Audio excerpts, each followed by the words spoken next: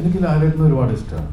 ഞാൻ അസിസ്റ്റന്റ് ഡയറക്ടറായിട്ട് ചെല്ലുമ്പോൾ ആദ്യമായിട്ട് ഞാൻ ക്ലാപ്പ് അടിക്കുന്നത് ലാലേട്ടൻ്റെ ഉറച്ചിച്ചത് മുമ്പിലാണ്. ആ ഡയറക്ടർ എന്താഗ്രഹിക്കുന്നു അത് കൊടുക്കുന്നു. നമ്മൾ ചിലപ്പോൾ ആർഗ്യുമെന്റിലെങ്കിലും പോകും, അല്ലാതെ കുഴപ്പമാവണില്ലേ, അത് ഇതാവണില്ലേ എന്ന് ചോദിക്കുന്ന ലാലേട്ടൻ 1-2 തവണ പറയും. അത് കഴിഞ്ഞാൽ ലാലേട്ടൻ അത് വിടും. ശരി, അദ്ദേഹത്തിന് അതാണ് ആവശ്യം, കൊടുത്തേക്കാം. വെറുതെ ഹൈപ്പ് ഉണ്ടാക്കുക എന്താ പറയുക, അതാണ് തുമ്മുമ്പയ്ക്കും മണ്ണൊക്കെ ഇങ്ങനെ എയറിലേക്ക് പോകുക. സാധാരണ അങ്ങനെ അഭിനയിച്ചുകൊണ്ടിരുന്ന് കഴിഞ്ഞിട്ട് പല സ്ഥലത്തും എടാ ഇങ്ങനെ ആരെങ്കിലും ഉണ്ടാവോടാ. ഞാൻ വന്ന് നിങ്ങളുടെ മുമ്പിലിരുന്ന് പറയുന്ന തമാശകൾ ഇതൊക്കെ അതാണ് എൻ്റെ വീട്ടിൽ എന്നെ എൻ്റെ അച്ഛനെയും പറയണോടാ അതൊക്കെ ചോദിച്ചിട്ട് ചോദിച്ചാൽ ഞാൻ അത് സ്ക്രീനിലാണ് കണ്ടത്. എനിക്ക് അപ്പോൾ കോംബോ ഇല്ല. ഞാനിത് എങ്ങനെയാണ് നീ പെർഫോം ചെയ്തത് ചേട്ടാ. അത് വർഷം ഒരു ഇൻ്റർവ്യൂ ഉണ്ടായിരുന്നു, അതോടെ ഞങ്ങള് അത് കഴിഞ്ഞ് ഞങ്ങള് അങ്ങനെ വലിയ സംസാരമൊന്നും ഉണ്ടാവാറില്ല. അപ്പോൾ അതുകൊണ്ട് എനിക്ക് ആത്മാർത്ഥമായിട്ട് അഭിനയിക്കാൻ പറ്റി. മണിയുടെ ഒരു പ്രസൻസ് നമുക്ക് ഭയങ്കരമായിട്ട് എപ്പോഴും മണീനെ മിസ് ചെയ്യുന്ന ആൾക്കാരാണ്. എൻ്റെ പഴയ സിനിമയിൽ ഒരു സാധനം കൊണ്ടുവരില്ലേ, പുതിയതെന്തെങ്കിലും കാണിക്കുന്ന പറഞ്ഞുകൊണ്ടിരുന്നില്ല. ഞാനങ്ങനെ ചിന്തിച്ചിട്ടില്ല. ഇവരാരെ ഹേർട്ട് ചെയ്യാത്ത രീതിയിൽ തന്നെയാണ് ഓരോ കാര്യങ്ങൾ ചെയ്തിട്ടുള്ളത്. ഇവർ ഈ സിനിമയ്ക്ക് വേണ്ടി മനഃപൂർവ്വം ഒരാളെ കരിവാരത്തേക്കാനോ ഒരു കാര്യങ്ങൾക്ക് ഇവർ ശ്രമിച്ചിട്ടില്ല. ഇപ്പൊ ദിലീപേട്ടൻ പറഞ്ഞ പോലെ തന്നെ ആ ഒരു പ്രഷർ ഉണ്ടല്ലോ. ശരിക്കും പറഞ്ഞാൽ ഇത്ര ആർട്ടിസ്റ്റുകൾ ഒരുമിച്ച് ആദ്യ പടം, അതും ഇതേപോലെ ഒരു ജോണർ എല്ലാവരും മീൻസ് ഉണ്ടാകുന്നൊരു പ്രഷർ ഉണ്ടോ? ഒരു ഡയറക്ടർ എന്നല്ല ഒരു തിയേറ്ററിൽ സ്ക്രീനിൽ എങ്ങനെയാണ് വർക്കൗട്ട് ആവും, ഇതെങ്ങനെയാണ് ഒരു എക്സ്പീരിയൻസ് കൂടിയാണ്, ഒരു എക്സ്പെരിമെന്റ് കൂടിയാണിത്. എങ്ങനെയുണ്ട് ആ ഒരു വെയിറ്റ് എങ്ങനെയുണ്ട്? ലാലേട്ടനെ പോലെ ഒരാളെ പല സിനിമകളും നമ്മൾ കണ്ടിട്ടുണ്ട്. ലാലേട്ടൻ വീശ പിരിക്കുന്നത് കണ്ടിരുന്നെങ്കിൽ, മുണ്ട് മടക്കുന്നുണ്ട്, ഇന്ന പോലെ ഒരു സീൻ കണ്ടിരുന്നെങ്കിൽ എന്ന് പറഞ്ഞ ഒരുപാട് സീനുകൾ നമ്മൾ പറഞ്ഞിട്ടുണ്ട്. അതെല്ലാം ഒരൊറ്റ സിനിമയിൽ ഞങ്ങൾ കാണിച്ചു. എങ്ങനെയാണ് ആ ഒരു വെയിറ്റ് പ്രഷർ, ആ ഒരു എക്സ്പീരിയൻസ് എങ്ങനെ ഉണ്ടായിരുന്നു? നല്ല എക്സ്പീരിയൻസ് ആയിരുന്നു. കാരണം ഇത്രയും വലിയ വലിയ ആളുകൾ നമ്മൾ എഴുതിയ നമ്മൾ സ്വപ്നം കണ്ട സ്ഥാനത്തിൽ വന്ന് അഭിനയിക്കുക എന്ന് പറയുമ്പോൾ അത് തന്നെയായിരുന്നു ഏറ്റവും വലിയ കിക്ക്. അപ്പോൾ അത് ഓരോ നിമിഷവും ഇങ്ങനെ സംഭവിച്ചുകൊണ്ട് നിൽക്കുമ്പോൾ, അത് സിനിമ വളർന്നുകൊണ്ടിരിക്കുമ്പോൾ അതിൻ്റെ പ്രോസസ്സിൽ എൻജോയ് ചെയ്ത് അതിൻ്റെ ത്രില്ലിൽ തന്നെയായിരുന്നു മുന്നോട്ട് പോയിക്കൊണ്ടിരുന്നത്. പിന്നെ ഇത്രയും നല്ല ആർട്ടിസ്റ്റുകളാണ് നമ്മൾ കയ്യിൽ. അപ്പം നമ്മൾ അതിൻ്റെ കാര്യത്തിൽ വേറെ ടെൻഷനൊന്നും ഇല്ലല്ലോ. നമുക്ക് വേണ്ട കാര്യം എങ്ങനെ വേണമെന്നുള്ളത് മാത്രം പറഞ്ഞാൽ മതി, ബാക്കി അവർ നമുക്ക് തന്നോളും.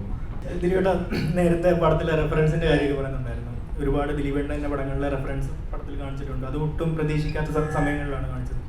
അപ്പം ഇതിൽ കുറേ സമയത്ത് ഈ പടത്തിൻ്റെ അല്ലെങ്കിൽ ആ പടത്തിൻ്റെ എന്തെങ്കിലും ഒരു സാധനം വന്നായിരുന്നെങ്കിൽ എന്ന് പേഴ്സണലി ദിലീപേട്ടനെ ഇഷ്ടപ്പെടുന്നതുകൊണ്ട് എനിക്ക് തോന്നി. കാരണം ദിലീപേട്ടൻ്റെ പടങ്ങൾ റിപ്പീറ്റ് അടിച്ച് കുറേ കണ്ടിട്ടുണ്ട്. അപ്പോൾ ദിലീപേട്ടന് ഏതെങ്കിലും ഒരു പടം ഇതിനു മുൻപ് ചെയ്ത ഏതെങ്കിലും പടത്തിലെ ഒരു സാധനം ബബ്ബയിൽ ഉണ്ടായിരുന്നെങ്കിൽ എന്ന് തോന്നിയിട്ടുണ്ടോ വേറെ ഏതെങ്കിലും സിനിമയിൽ?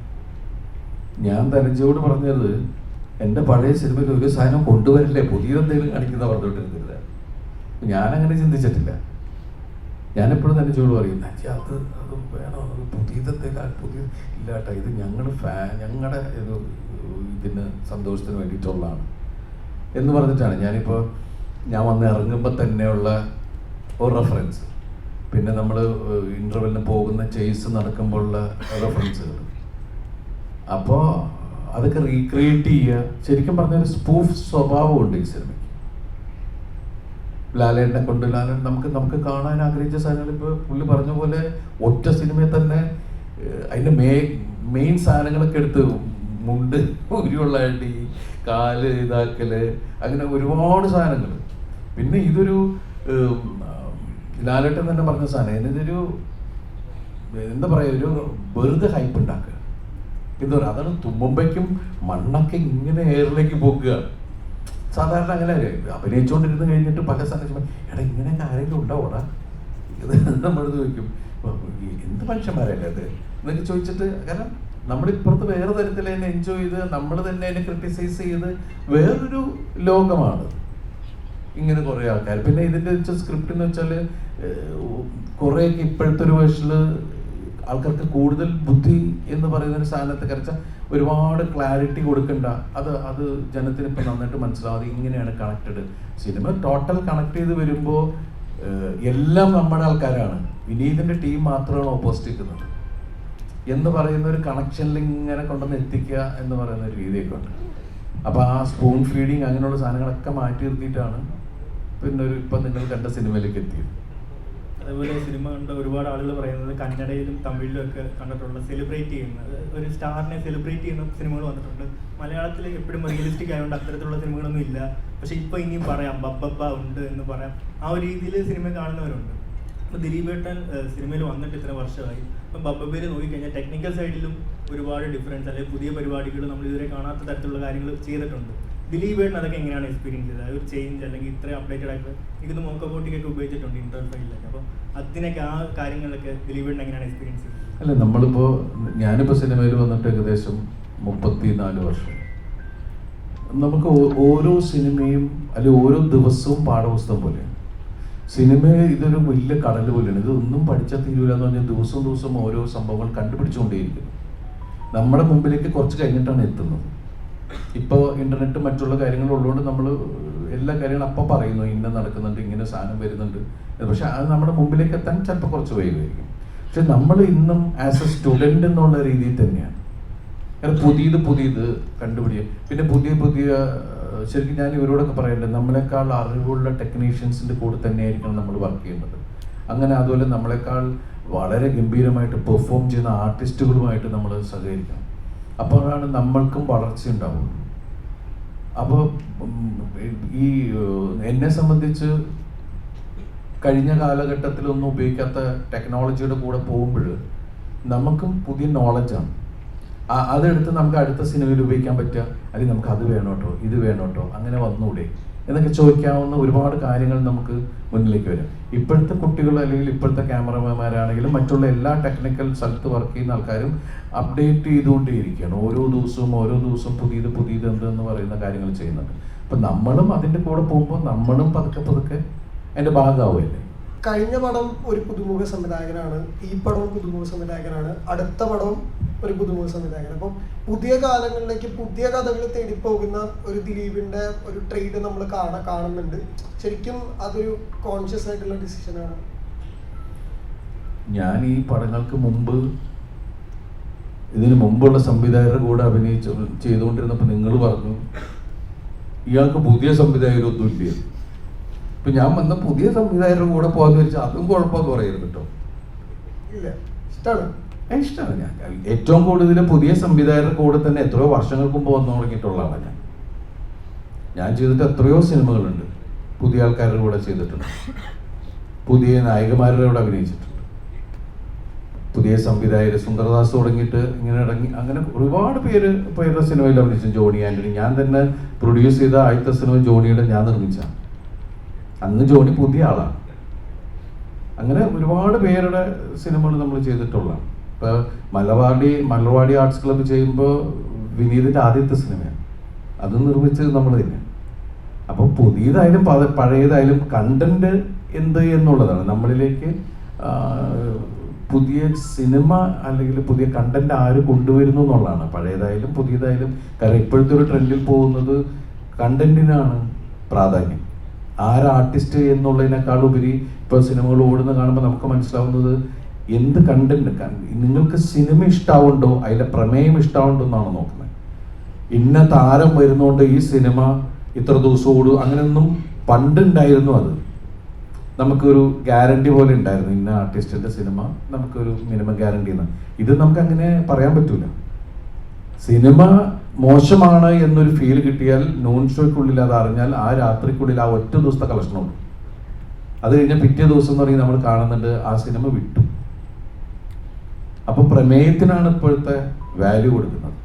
അത് ആരുടെ സിനിമയിലും പ്രമേയം നന്നായാൽ സിനിമ അത് ക്യാരി ചെയ്ത് സിനിമ എടുത്തുകൊണ്ട് ഓടുക എന്ന് പറയില്ല.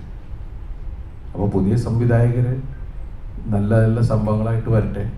പഴയ സംവിധായകരുടെ സുഹൃത്തുക്കൾ തന്നെയാണ്, അവർ നല്ല സംഭവമായിട്ട് വന്നാൽ ഞാൻ അവരുടെ കൂടെ പോകും. ദിലീപേട്ട ഇപ്പം ചില ചില കഥാപാത്രങ്ങൾ കാണുമ്പോൾ നമുക്ക്, അല്ലെങ്കിൽ ചില കഥകൾ കേൾക്കുമ്പോൾ നമുക്ക് ഒരു ആക്ടറിന് കിട്ടുന്ന ഒരു ഫ്രീഡം ഉണ്ട്. അല്ലെങ്കിൽ ആ കഥാപാത്രത്തിനകത്ത് നിന്ന് ചെയ്യേണ്ട ഇതുണ്ടാവും, അല്ലെങ്കിൽ എനിക്ക് ഇഷ്ടത്തിന് ചെയ്യാൻ പറ്റുന്ന ഒരു സ്പേസ് ഉണ്ടാവും. അപ്പം ഇതിലെ കഥാപാത്രം വെച്ച് നോക്കുമ്പോഴേക്കും ദിലീപേട്ടന് എന്താ പറയാ, എന്ത് വേണേലും ചെയ്യാൻ പറ്റുന്ന ഒരു സ്പേസ് കിട്ടുന്ന ഒരു കഥാപാത്രമായിരുന്നു. ശരിക്കും ഇതേപോലെ ഒരു കഥാപാത്രം കിട്ടാനാണ് വെയിറ്റ് ചെയ്തിരുന്നത്. എനിക്ക് ഫ്രീഡമായിട്ട് ഇല്ല, എന്റെ ഫ്രീഡത്തിന് അതിനകത്ത് ഞാനൊന്നും ചെയ്തിട്ടില്ല. കാരണം ഇവർ കൺസീവ് ചെയ്ത സിനിമയാണ്. കഥാപാത്രത്തിന്റെ ഒരു ഫ്രീഡം അല്ല, അതാ ഞാൻ പറഞ്ഞത്. ഈ കഥാപാത്രം എന്ത് ചെയ്യുമ്പോഴും ഞാൻ ഇവരോട് ചോദിക്കുന്നത് ഞാൻ ശരിയാണോ ചെയ്യുന്നത്, ഇതിങ്ങനെ മതിയോ, ഇത് ഇത്രത്തോളം മതിയോ എന്ന് ഇവർ ഓക്കെ പറയുന്ന ആ രീതിക്ക് തന്നെയാണ് ഞാൻ പോയിട്ടുള്ളത്. മനസ്സിലായില്ലേ? കഥാപാത്രം എന്ന് വെച്ചിട്ടുണ്ടെങ്കിൽ അതിൻ്റെ അളവ് പോലും നിശ്ചയിച്ചത് ഇവരാണ്. ഇങ്ങനെ ഇതാണ് നമുക്ക് വെച്ചാൽ അതിപ്പോൾ അതിലെ എല്ലാ ആർട്ടിസ്റ്റുകളും ലാലേട്ടൻ വരെ എപ്പോഴും ഞാൻ കണ്ടതിൽ ഏറ്റവും കൂടുതൽ ഒരു ഡയറക്ടറെ എന്താ പറയുക ഭയങ്കര വാല്യൂ കൊടുത്ത് ഡയറക്ടർ പറയുന്നത് അങ്ങനെ തന്നെ മീൻസ് ഒരു ഇതുമില്ലാണ്ട് പുള്ളിക്ക് അത് ഓക്കെ ആണെങ്കിൽ ഓക്കെ, അത് പുള്ളിക്ക് ഇഷ്ടമാണോ ഇല്ലേ എന്നുള്ളതല്ല, ആ ഡയറക്ടർ എന്താ ആഗ്രഹിക്കുന്നു അത് കൊടുക്കുന്നു. നമ്മൾ ചിലപ്പോൾ ആർഗ്യുമെന്റിലെങ്കിലും പോകും, അല്ല അത് കുഴപ്പമാവണില്ലേ, അത് ഇതാവണില്ലേ എന്ന് ചോദിക്കുന്ന ലാലേട്ടൻ 1-2 തവണ പറയും. അത് കഴിഞ്ഞ് ലാലേട്ടൻ അത് വിടും, ശരി അദ്ദേഹത്തിന് അതാണ് ആവശ്യമെങ്കിൽ കൊടുത്തേക്കാം. നമ്മൾ പിന്നെ ആർഗ്യൂ ചെയ്തത് വാങ്ങിച്ച് നമുക്ക് ചോദിക്കാൻ നമ്മുടെ രീതിക്ക് ആക്കാൻ ശ്രമിക്കും. ആക്കാൻ രീതിക്കല്ല, നമ്മൾ പറഞ്ഞത് അത് വേണ്ടേ എന്ന് പറയുന്ന സ്ഥലത്തേക്ക് ചിലപ്പോൾ ഇരിക്കും. പക്ഷെ ഈ സിനിമയിൽ എല്ലാവരും ഇവർ ഉണ്ടാക്കിയ ഇവർ കണ്ട സിനിമയിലേക്കാണ് നമ്മളെല്ലാം. ഈവൻ ഞാൻ അത്ഭുതപ്പെട്ടത് ഈ ഇദ്ദേഹത്തിന്റെ ഗുരുവാണ് വിനീത് ശ്രീനിവാസൻ. ഈ വിനീത് പോലും ഞാൻ എന്താ ചെയ്യേണ്ടത് ചോദിച്ചപ്പോ എന്ന് പറയുന്ന ഒരു സാധനം ഉണ്ടല്ലോ. അപ്പൊ ആ ഒരു രീതിയിലാണ് എല്ലാവരും ഇതിനെ ബിഹേവ് ചെയ്തത്. വെച്ചാൽ ഇതിനകത്ത് ഇപ്പൊ ധ്യാൻ വിനീതുള്ള സീക്വൻസ് നിങ്ങൾ കണ്ടതാണ്. നമ്മൾ ഒരുപാട് തിയേറ്ററിൽ പൊട്ടിച്ചിട്ട് കഥ. കാരണം ഡേറ്റ് ലൈഫിൽ ധ്യാൻ വന്ന് നിങ്ങളുടെ മുമ്പിലിരുന്ന് പറയുന്ന തമാശകള് ഇതൊക്കെ അതാണ്. എൻ്റെ വീട്ടിൽ എന്നെ എൻ്റെ അച്ഛനെയും പറയണോടാ അതൊക്കെ ചോദിച്ചിട്ട് ചോദിച്ചാൽ ഇപ്പം ഞാൻ അത് സ്ക്രീനിലാണ് കണ്ടത്. എനിക്ക് അപ്പോൾ കോമ്പിനേഷൻ ഇല്ല. അപ്പൊ ഞാനത് കണ്ടിട്ട് ധ്യാനോട് ചോദിച്ചത്, ധ്യാൻ ഇത് എങ്ങനെയാണ് നീ പെർഫോം ചെയ്തത്? കാരണം ഒരു ചിരി പോലും ഇല്ലാണ്ട് ഭയങ്കര ഇതിൽ നിൽക്കുകയാണ്. അപ്പൊ ധ്യാൻ എൻ്റെ അടുത്ത് പറഞ്ഞാൽ, ചേട്ടാ അത് വർഷം ഒരു ഇന്റർവ്യൂ ഉണ്ടായിരുന്നേ, അതോടെ ഞങ്ങള് അത് കഴിഞ്ഞ് ഞങ്ങള് അങ്ങനെ വലിയ സംസാരമൊന്നും ഉണ്ടാവാറില്ല. അപ്പൊ അതുകൊണ്ട് എനിക്ക് ആത്മാർത്ഥമായിട്ട് അഭിനയിക്കാൻ പറ്റി എന്നോട്. അപ്പൊ അതൊക്കെ ആ ഒരു എന്ന് പറഞ്ഞിട്ട് അതിന്റെ പേരിൽ വിനീത ദേഷ്യമോ അതൊന്നുമല്ല. അപ്പൊ ആ ഒരു രസകരമായിട്ട് വിനീതും ധ്യാനും ഒക്കെ ഇതിന്റെ കൂടെ തന്നെ നിൽക്കുക. കാരണം ഇതൊരു സ്പൂഫാണ്. ഇപ്പൊ വിനീത് തന്നെയാണ് ഈ മറ്റേ ചെന്നൈ എന്ന് പറഞ്ഞ കാര്യം പറഞ്ഞിട്ടുള്ള സ്ഥലം. കാരണം അത് വിനീതിന്റെ ഉള്ളിൽ അത് ഭയങ്കര കുഴപ്പമാണെങ്കിൽ ധനഞ്ജയ ഒരിക്കലും അത് ചെയ്യില്ല. എനിക്ക് തോന്നുന്നു ഞാൻ കാണുമ്പോൾ അത് ഡബ് ചെയ്ത് വെച്ചത് വിനീത് തന്നെയാണ്. കാരണം എന്ന് വെച്ചിട്ടുണ്ടെങ്കിൽ അത്രയും ആ സിനിമയെ സ്പൂഫായിട്ട് കാണുകയും മറ്റുള്ളവർ കളിയാക്കുന്നതിനെ ഉൾക്കൊണ്ടിട്ട് തന്നെയാണ്. അപ്പോൾ ഒരു വിശാലമായ മനസ്സ് എന്ന് പറയുന്ന ഒരു സാധനമുണ്ട് ഇതിനകത്ത്. നമ്മൾ മറ്റുള്ളവർക്ക് രസിക്കാവുന്ന സാധനങ്ങൾ എന്തൊക്കെ നമുക്ക് ചെയ്യാൻ പറ്റും എന്നുള്ളതാണ്. പിന്നെ ഇതിനകത്ത് ഒന്നിനെയും ഇവർ സിനിമ ഉണ്ടാക്കുന്ന സമയത്തും കഥ പറയുന്ന സമയത്തും ഇവരാരെ ഹേർട്ട് ചെയ്യാത്ത രീതിയിൽ തന്നെയാണ് ഓരോ കാര്യങ്ങൾ ചെയ്തിട്ടുള്ളത്. ഇവർ ഈ സിനിമയ്ക്ക് വേണ്ടി മനഃപൂർവ്വം ഒരാളെ കരിവാരത്തേക്കാനോ ഒരു കാര്യങ്ങൾക്ക് ഇവർ ശ്രമിച്ചിട്ടില്ല. അത് ഐ എം ഡാം ഷുവർ. പക്ഷേ സിനിമ വന്നു കഴിഞ്ഞപ്പോൾ വേറെ രീതിയിലൊക്കെ സംസാരിച്ചപ്പോൾ ഭയങ്കര ഹേർട്ടായി ഇവർ. കാരണം ഒരു സിനിമ പണ്ടൊക്കെ എന്നു വെച്ചിട്ടുണ്ടെങ്കിൽ പെട്ടെന്ന് അത് മുറിച്ച് മാറ്റണം എന്ന് പറഞ്ഞിട്ടുണ്ടെങ്കിൽ ഫിലിം ആകുമ്പോൾ നമുക്ക് എഡിറ്റിൻ്റെ അപ്പം തന്നെ മറ്റേ പ്രൊജക്ടർ റൂമിൻ്റെ ബാക്കിൽ കൊണ്ടിട്ട് അത് അത്ര അങ്ങോട്ട് കട്ട് ചെയ്ത് മാറ്റി ഒട്ടിച്ച് വിട്ടാൽ മതി. ഇന്നതല്ല. ഇന്ന് ഒരു സീൻ തൂക്കണമെങ്കിൽ അതിൽ 2 ഡയലോഗ് മാറ്റണമെങ്കിൽ എത്ര പ്രോസസ്സാണെന്നറിയാം. അത് പിന്നെ പോയി സെൻസറിൻ്റെ അവിടെ വരെ പോയിട്ട് തിരിച്ചു വരണം, എന്നാലേ ക്യൂബിൽ ഇത് പിന്നെ ലോഡ് ചെയ്യുള്ളൂ. ഒരുപാട് സമയമെടുക്കും. പിന്നെ ഒരു മനഃപൂർവ്വം ആരെയും ദ്രോഹിക്കുന്ന ഒരു കാര്യവും ഈ സിനിമയിൽ ചെയ്തിട്ടില്ല. ദിലീപേട്ട ഇപ്പം ദിലീപേട്ടൻ്റെ കരിയറിൻ്റെ തുടക്കത്തിൽ ലാലേട്ടനെ ഒരുപാട് ദിലീപേട്ടൻ അനുകരിച്ചിട്ടുണ്ടായിരുന്നു. അപ്പം അതിനുശേഷം വർഷങ്ങൾക്ക് ശേഷം ദിലീപേട്ടൻ ലാലേട്ടനുമായിട്ട് ഇപ്പം ചൈന ടൗൺ, ക്രിസ്ത്യൻ ബ്രദേഴ്സ് അതുപോലെ കുറേ പടങ്ങൾ ചെയ്തു. 2020. അപ്പം എല്ലാവരും മലയാളികളെല്ലാം വന്നപ്പോൾ അപ്പം മലയാളികളെല്ലാവരും എടുത്തു പറഞ്ഞൊരു കാര്യമാണ്, മലയാളത്തിൽ സഹോദരന്മാരായിട്ട് അല്ലെങ്കിൽ അങ്ങനെ വരുവാണെങ്കിൽ തന്നെ ഏറ്റവും കൺവിൻസിങ് ആയിട്ടുള്ള കോംബോ നിങ്ങളാണ് എപ്പോഴും പറയാറുണ്ട്. അപ്പോൾ ലാലേട്ടനുമായിട്ട് റിയൽ ലൈഫിലുള്ളൊരു ആത്മബന്ധം ഈ ഒരു കോംബോയ്ക്ക് സഹായിക്കാറുണ്ട്, അല്ലെങ്കിൽ അതിൻ്റെ ഒരു രഹസ്യം അതാണോ? എനിക്ക് ലാലേട്ടനെ ഒരുപാട് ഇഷ്ടമാണ്. ഞാൻ ലാലേട്ടനെ അനുകരിച്ചിരുന്ന ഒരാളാണ് മിമിക്രി എന്ന സമയത്ത്. അതിനുശേഷം ഞാൻ അസിസ്റ്റന്റ് ഡയറക്ടറായിട്ട് ചെല്ലുമ്പോൾ ആദ്യമായിട്ട് ഞാൻ ക്ലാപ്പ് അടിക്കുന്നത് ലാലേട്ടൻ്റെ ഉറച്ചിച്ചത് മുമ്പിലാണ്. അതിനുശേഷം ഞാൻ മിമിക്രി ചെയ്യുമ്പോൾ എനിക്ക് ലാലേട്ടൻ്റെ റിയൽ ആയിട്ടുള്ള മാനറിസംസ് ഞാൻ നേരിട്ട് കണ്ട് മനസ്സിലാക്കി ഞാൻ അതിൽ കൈയടി വാങ്ങിച്ചിട്ടുണ്ട് സ്റ്റേജിൽ. സിനിമയിലെ ആൾക്കാരുടെ മുമ്പിലും റിയൽ മോഹൻലാൽ എന്താണ്, എങ്ങനെ പെർഫോം ചെയ്യണേ എന്നുള്ള രീതിയിലും ഞാൻ പെർഫോം ചെയ്യുന്നു. അതിനുശേഷം അദ്ദേഹത്തിൻ്റെ കൂടെ അഭിനയിക്കണമെന്ന് എനിക്ക് ഒരുപാട് അഭിനയം തുടങ്ങിയതിന് ശേഷം ഒരുപാട് ആഗ്രഹമുണ്ടായിരുന്നു. അങ്ങനെയാണ് യാദൃശ്ചികമായിട്ട് വർണ്ണപ്പകിട്ട് എന്ന് പറഞ്ഞ സിനിമയിൽ എനിക്ക് അഭിനയിക്കാൻ കിട്ടി. പിന്നെയാണ് ഈ പറയുന്ന പോലെ 2020 ക്രിസ്ത്യൻ ബ്രദേഴ്സ് എല്ലാത്തിലും അനിയൻ്റെ ക്യാരക്ടറായിരുന്നു. പിന്നെയാണ് ചൈന ടൗൺ. എനിക്ക് തോന്നുന്നു ചൈന ടൗൺ കഴിഞ്ഞിട്ട് ഒരു 14 വർഷം കഴിഞ്ഞിട്ടാണ് ചിലപ്പോൾ നമുക്ക് ഒരാളോടുള്ള ഇഷ്ടം അതെന്തായാലും ആ ഒരു കെമിസ്ട്രി നാച്ചുറലി നമുക്ക് സ്ക്രീനിൽ ഉണ്ടായേക്കാം. കാരണം ബേസിക്കലി നമ്മളൊക്കെ ഇപ്പം എൻ്റെ സീനിയേഴ്സാണ്, മമ്മൂക്കയാണെങ്കിലും ലാലേട്ടനാണെങ്കിലും സുരേഷ് ഏട്ടനാണെങ്കിലും ജയറാമേട്ടനാണെങ്കിലും. ഞാൻ ഇവരുടെ കൂടെയൊക്കെ വർക്ക് ചെയ്തിട്ടുള്ള ആളാണ്, അസിസ്റ്റൻ്റായിട്ടൊക്കെ. അപ്പം അന്ന് മുതൽ നമുക്ക് എനിക്ക് ആരോടും ഒരു ഈഗോ ഇല്ലാത്ത ഒരാളാണ് ഞാൻ. പോയിട്ട് 2020 ഒക്കെ ചെയ്യുന്ന സമയത്ത് അവരുടെ വീട്ടിൽ ഞാൻ രാവിലെ പോയിട്ട് നമുക്ക് പോവാട്ടോ നമുക്ക് പോവാം എന്ന് പറഞ്ഞിട്ട് നമ്മൾ വിളിക്കാൻ പോകാം. ഞാനപ്പുറത്ത് ഇപ്പുറത്തെ ഹീറോ ആയിട്ട് അഭിനയിക്കുന്ന ഒരാളാണ്. പക്ഷെ അതല്ല, ഞാൻ അവരുടെ മുമ്പിൽ എന്താണ് കാര്യം, എൻ്റെ വളർച്ച മൊത്തത്തിൽ കണ്ടിട്ടുള്ളത് അവരാണ്. ഞാൻ സിനിമയിൽ വന്ന കാലം മുതൽ ഞാൻ എന്താണ് എന്ന് പറയുന്നത് അവർക്ക് 100% എൻ്റെ ഒരു ട്രാവൽ അറിയാവുന്ന ഒരാളാണ്. അപ്പം അതുകൊണ്ട് അവരുടെ സിനിമയിൽ തന്നെ അഭിനയിക്കാൻ വിളിച്ചു കഴിഞ്ഞാൽ ഞാൻ കഥ പോലും ചോദിക്കാറില്ല. എന്തിനാണ് അവർ വിളിക്കുമ്പോൾ എന്തെങ്കിലും എനിക്ക് ചെയ്യാൻ എന്തെങ്കിലും ഉണ്ടാവും. അതിൽ ആരാണ് സ്ക്രീൻ സ്പേസ് ഇത്രയും, ആരാ സ്കോർ ചെയ്യണേ, അതൊന്നും ഞാൻ ചോദിക്കാറില്ല. ഇത്രയും സിനിമകളിൽ ഞാൻ അവരോട് അഭിനയിച്ചാൽ ഈ 4 പേരോട് അഭിനയിച്ച സിനിമയിൽ ഞാൻ ഒന്നും ചോദിക്കാതെ പോയിട്ട് അഭിനയിക്കുക ചെയ്യാൻ. അത് നമ്മൾ അവർക്ക് കൊടുക്കുന്ന റെസ്പെക്റ്റ്, അവരോടുള്ള വിശ്വാസമൊക്കെയാണ്. അപ്പം ഈ ഇഷ്ടമായിരിക്കും ആ സ്ക്രീനിൽ നമുക്ക് ഫീൽ ചെയ്യുന്നത്. അതുപോലെ ഇപ്പം ബബാബയിൽ ഒരുപാട് റെഫറൻസസ് വന്നു ദിലീപേട്ടൻ്റെ ഒരുപാട് സിനിമകളിൽ. അപ്പോൾ ദിലീപേട്ടനെ ഏറ്റവും എക്സൈറ്റഡ് ആയിട്ട് അല്ലെങ്കിൽ ഏറ്റവും ഇഷ്ടപ്പെട്ട ഏതൊരു റെഫറൻസ് അല്ലെങ്കിൽ ആ ഒരു സീൻ ഏതായിരിക്കും ബബാബയിൽ ഇപ്പൊ ചെയ്തതിൽ? അല്ല, അതേ പറഞ്ഞു, ഞാൻ നേരത്തെ പറഞ്ഞല്ലോ, ഇവരുടെ ഇഷ്ടത്തിനാണ് ആ സംഭവങ്ങളെല്ലാം ചെയ്തത്. നമ്മൾ പുതിയത് ആഗ്രഹിക്കുന്നു. ഇവരെടുത്തതിലെന്ന് വെച്ചിട്ടുണ്ടെങ്കിൽ ഇപ്പൊ ചഞ്ചൽ എന്ന് പറഞ്ഞിട്ട് റിയാസ് ഭായി ഒരു വണ്ടിയായിട്ട് വരുന്നു. നിങ്ങളത് അതിന്റെ വേറെ വേർഷൻ വളരെ റൺവേയിൽ കണ്ടിട്ടുള്ളതാണ്. പരമശിവം ഇടയിൽ കയറി വേറെ ആൾക്കാർക്ക് പണി കൊടുക്കാനും മുമ്പിൽ കയറി വരുന്ന ഒരു സാധനമൊക്കെ. അപ്പൊ അതങ്ങനെ തന്നെ വേണം. അതൊക്കെ ഭയങ്കര ഓളമാണ് തിയേറ്ററിൽ ഉണ്ടാക്കിയത്. കാരണം വെച്ചിട്ടുണ്ടെങ്കിൽ എനിക്ക് തോന്നുന്നത് ഇപ്പോൾ വന്നിരിക്കുന്ന തലമുറ ഇതുപോലെ നമ്മൾ സ്ക്രീനിൽ അങ്ങനെ ആടി വിളയാടുന്ന ഒരു സംഭവം സ്ക്രീനിൽ കണ്ടിട്ടില്ല, ടി വിയിൽ കണ്ടിട്ടുണ്ടാവും. എനിക്ക് തോന്നുന്നു 8-10 വർഷമായിട്ട് അല്ലേ. ഇപ്പോഴത്തെ നമ്മൾ പറയില്ലേ, ഇപ്പം എന്താ പറയുക, ന്യൂ ജനറേഷൻ ഒരു മെച്യൂർഡ് ഇതിലേക്ക് വരില്ലേ, ഒരു യൂത്തിലേക്ക് വരുന്ന കുട്ടികളുടെ മുമ്പിലേക്ക് നമ്മളങ്ങനെ വലിയ ഒരു രീതിയിലുള്ള ഒരു കളികളായിട്ട് വന്നിട്ടില്ല ശരിക്കും പറഞ്ഞാൽ. അപ്പം നമ്മളെ സംബന്ധിച്ച് അതിപ്പോൾ എല്ലാവരും കുറേ കമൻസുകളും ഉണ്ടായിരുന്നു, നിങ്ങൾക്ക് ഈ സിനിമയിലൂടെ അവരുടെ മുമ്പിലെത്താൻ പറ്റി. അത് ശരിയാണ്, ഈ സിനിമയിലൂടെ യൂത്തിൻ്റെ ഭയങ്കര സപ്പോർട്ട് നമുക്ക് ഭയങ്കരമായിട്ട് ഉണ്ടായിട്ടുണ്ട് ഈ സിനിമയിൽ. അത് ആൺകുട്ടികളാണെങ്കിലും പെൺകുട്ടികളാണെങ്കിലും അവർ ചെറിയ മിനി സ്ക്രീനിൽ കണ്ട കാര്യങ്ങൾ അവർ ബിഗ് സ്ക്രീനിൽ വേറെ രീതിയിൽ കണ്ടു. അത് ധനജയുടെ കാൽക്കുലേഷൻ, അവരുടെ ചിന്ത, അത് വർക്കൗട്ടായി. നമുക്ക് ഈ സ്പൂഫ് ചെയ്യുമ്പോൾ നല്ല സംശയം ഉണ്ടായിരുന്നു, ഇത് ബാക്ക് ഫെയർ ചെയ്യോ ഇല്ലേന്ന് ഒന്നും അറിഞ്ഞൂടാ. അതാണ് നമ്മൾ ഇതൊരു ആഘോഷം എന്ന് പറഞ്ഞിട്ടാണ് നമ്മൾ ഇന്നെ അങ്ങോട്ട് വിട്ടേക്കുന്നത്. ദിലീപേട്ട ഫസ്റ്റ് ഹാഫ് ദിലീപേട്ട ഇൻട്രോ കഴിഞ്ഞതിന് ശേഷം കൂടി ചായയുടെ ഗ്ലാസ് പോക്കറ്റിൽ ഇടുന്ന ഒരു സീനുണ്ട്. അതെങ്ങനെയായിരുന്നു ശരിക്ക്? ചൂടുണ്ടായിരുന്ന? മൊത്തത്തിൽ ചൂടാറില്ല. അത് ആ സമയത്ത് ഈ ഗ്ലാസ് പിടിച്ച് മുണ്ട് ആ ഒരു സാധനം ഉള്ളതുകൊണ്ട് ഞാൻ നോക്കിയപ്പോൾ പോക്കറ്റാണ് കണ്ടാവേ. അതിനകത്ത് വെച്ചപ്പോൾ ഇവരത് ഓക്കെയൊക്കെ അങ്ങോട്ട് വിട്ടു. അതാണ് ഉണ്ടായത്. പിന്നെ അങ്ങനെയുള്ള സാധാരണ നമ്മൾ കുടിക്കുമ്പോൾ ഇത്തിരി ചൂട് കുറച്ച ചായയൊക്കെ വിട്ടുള്ളൂ.